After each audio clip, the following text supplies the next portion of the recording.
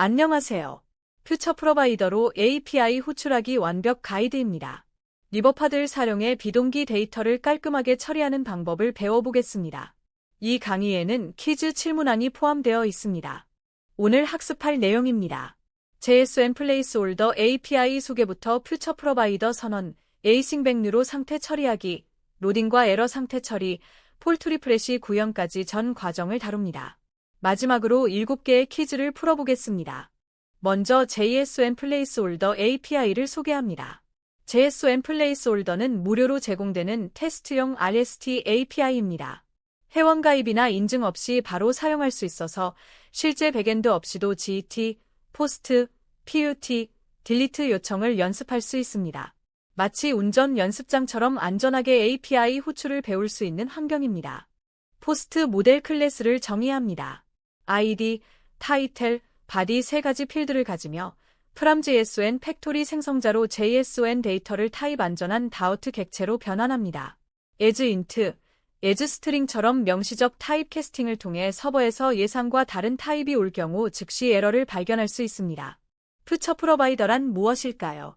퓨처 프로바이더는 비동기 작업의 결과를 자동으로 관리해주는 프로바이더입니다. 마치 배달 앱의 주문 추적 시스템처럼 API 호출의 로딩, 성공, 에러 상태를 알아서 관리합니다. 세트스테이나 스테이 페리지트 없이도 깔끔하게 비동기 데이터를 다룰 수 있습니다.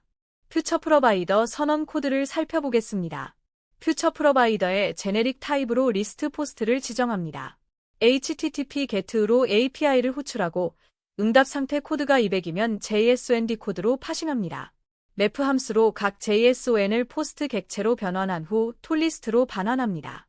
상태 코드가 200이 아니면 익셉션을 던져 에러 상태로 전환합니다.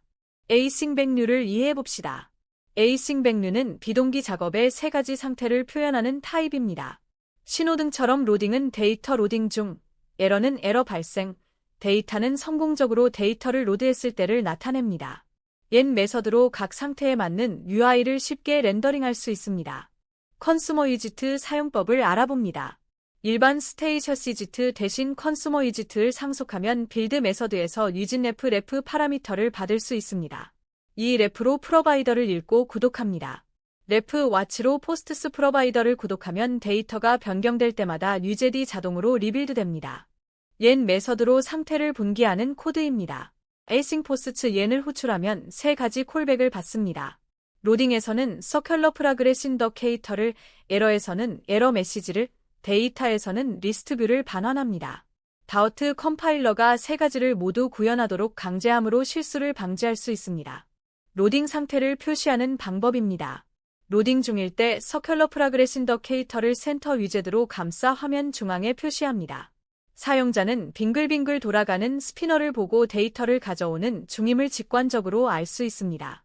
이것이 사용자에게 시각적 피드백을 제공하는 좋은 방법입니다.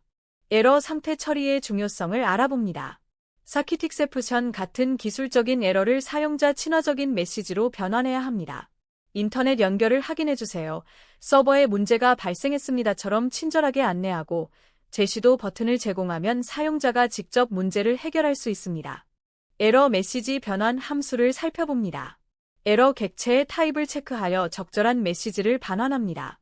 사킷 익셉션이면 인터넷 연결 문제이므로 인터넷 연결을 확인해주세요. HTTP 익셉션이면 서버 문제가 발생했습니다라고 안내합니다. 각 에러 타입에 맞는 해결책을 제시하는 것이 핵심입니다. 레프 리프레시로 새로 고침하는 방법입니다. 레프 리프레시, 포스트스 프로바이더를 호출하면 프로바이더를 무효화하고 다시 실행시킵니다. 에러 상태에서 다시 시도 버튼을 누르면 API를 다시 호출합니다. 네트워크가 복구되었다면 이번에는 성공할 수 있습니다. 사용자에게 제어권을 돌려주는 것입니다. 폴트 리프레시 구현 방법을 배워봅니다. 리프레시 인더케이터 위젯으로 리스트 뷰를 감싸면 아래로 당겨서 새로 고침이 가능합니다. 인스타그램처럼 화면을 아래로 당기면 원형 프로그레스 인디케이터가 나타나고 API를 다시 호출합니다. iOS와 안드로이드에서 모두 친숙한 패턴입니다. 폴트 리프레시 코드를 살펴봅니다. 리프레시 인더케이터의 알리프레시 콜백에서 레프 리프레시, 포스트스 프로바이더 퓨처를 반환합니다. 퓨처를 붙이면 퓨처가 반환되므로 리프레시 인디케이터가 데이터 로딩이 끝날 때까지 정확히 대기합니다. 이렇게 하면 인디케이터가 로딩 완료 후에 사라집니다. 리프레시와 인밸리데이트의 차이점을 알아봅니다. 리프레시는 호출 즉시 프로바이더를 강제로 재평가하여 새로운 퓨처를 시작합니다. 반면 인밸리데이트는 프로바이더를 무효화만 하고 실제 재계산은 다음에 접근될 때까지 지연됩니다. 폴트 리프레시에는 즉시 데이터를 새로 고침해야 하므로 리프레시를 사용합니다. 메이비언 활용법을 알아봅니다. 메이비에는 옌과 달리 모든 케이스를 필수로 처리하지 않아도 됩니다. 관심 있는 특정 상태만 처리하고 나머지는 오렐스 콜백으로 일괄 처리할 수 있어 코드가 간결해집니다. 예를 들어 에러 상태만 특별히 처리하고 나머지는 같은 UI를 보여줄 때 유용합니다. 프로바이더 스코프 설정을 알아봅니다. 메인 함수에서 런앱을 호출할 때 프로바이더 스코프로 앱을 감싸야 합니다. 프로바이더 스코프는 리버파드의 모든 프로바이더를 관리하는 루트 위젯입니다. 이것이 없으면 프로바이더를 사용할 수 없습니다. 또한 프로바이더의 생명주기를 자동으로 관리하여 메모리 누수를 방지합니다. 실전 팁과 최적화 전략을 정리합니다.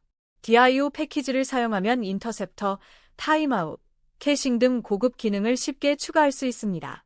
환경 변수로 API URL을 관리하여 개발과 프로덕션 환경을 분리하세요.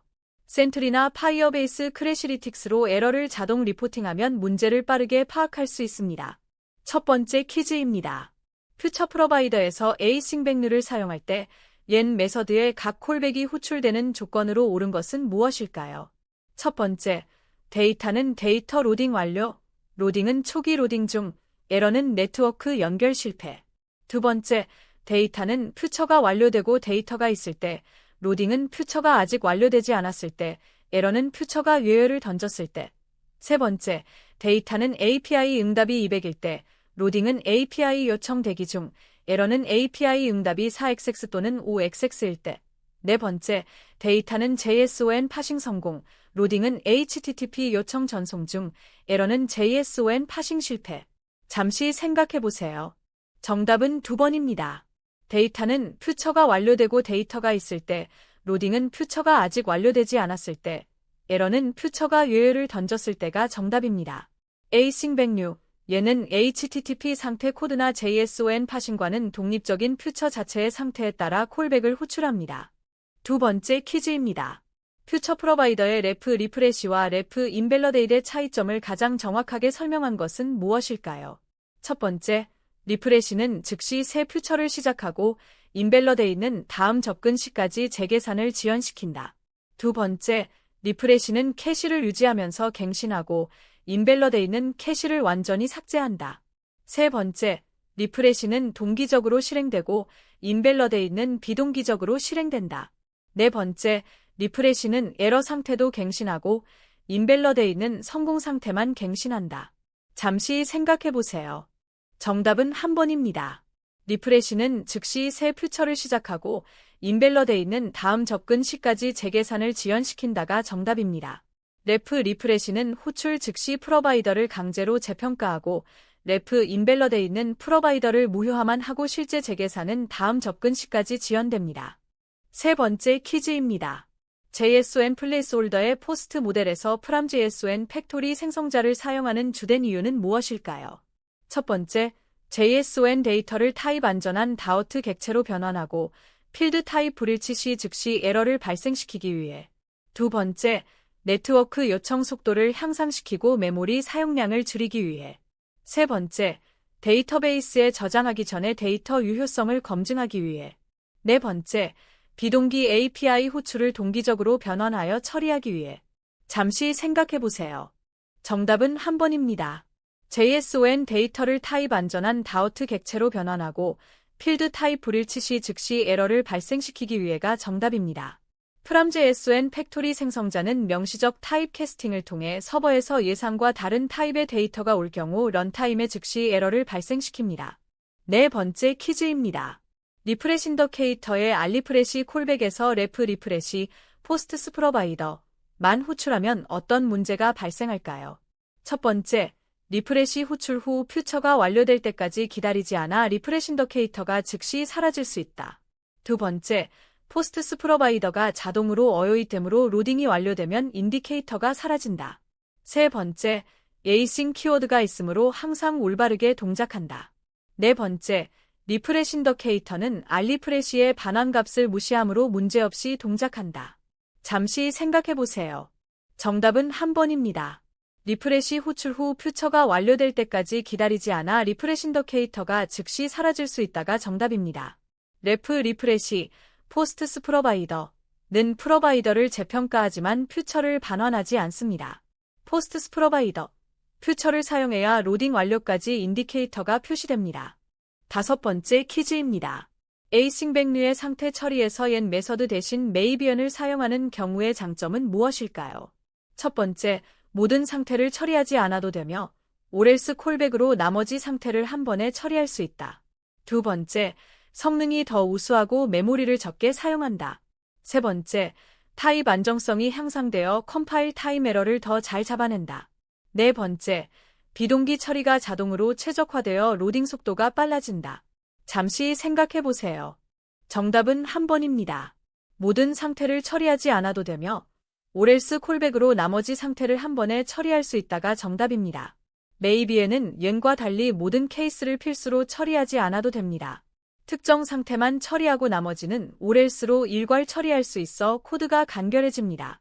여섯 번째 퀴즈입니다. 퓨처 프로바이더에서 HTTP 응답 상태 코드를 확인하지 않으면 어떤 문제가 발생할 수 있을까요?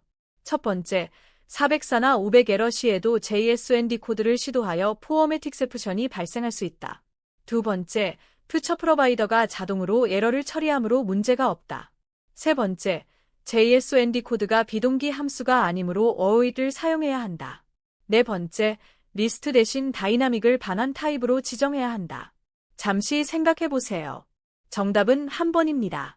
404나 500 에러 시에도 JSOND 코드를 시도하여 포어맷 익셉션이 발생할 수 있다가 정답입니다. 상태 코드를 확인하지 않으면 서버가 HTML 에러 페이지를 반환해도 JSOND 코드를 시도하게 되어 JSON이 아닌 데이터를 파싱하려다 포어맷 익셉션이 발생합니다. 마지막 일곱 번째 퀴즈입니다. 리버파드에서 퓨처 프로바이더의 자동 디스포즈 메커니즘과 관련하여 올바른 설명은 무엇일까요? 첫 번째, 프로바이더를 사용하는 모든 위젯이 디스포즈되면 프로바이더도 자동으로 해제되어 메모리를 절약한다. 두 번째, 퓨처 프로바이더는 절대 자동으로 해제되지 않으며 수동으로 디스포즈를 호출해야 한다. 세 번째, 앱이 백그라운드로 전환되면 모든 프로바이더가 즉시 해제된다. 네 번째, 프로바이더는 생성 후 정확히 60초 뒤에 자동으로 해제된다. 잠시 생각해보세요. 정답은 한 번입니다. 프로바이더를 사용하는 모든 위젯이 디스포즈되면 프로바이더도 자동으로 해제되어 메모리를 절약한다가 정답입니다. 리버파드의 프로바이더는 자동 생명주기 관리 기능을 제공합니다. 사용하는 위젯이 모두 디스포즈되면 프로바이더도 자동으로 해제되어 메모리 누수를 방지합니다. 퓨처 프로바이더로 API 호출하기 완벽 가이드를 마칩니다. 퓨처 프로바이더 선언, 에이싱 백류로 상태 처리, 로딩과 에러 UI 구현, 폴트 리프레시까지 비동기 데이터 처리의 핵심을 모두 학습했습니다. 시청해 주셔서 감사합니다.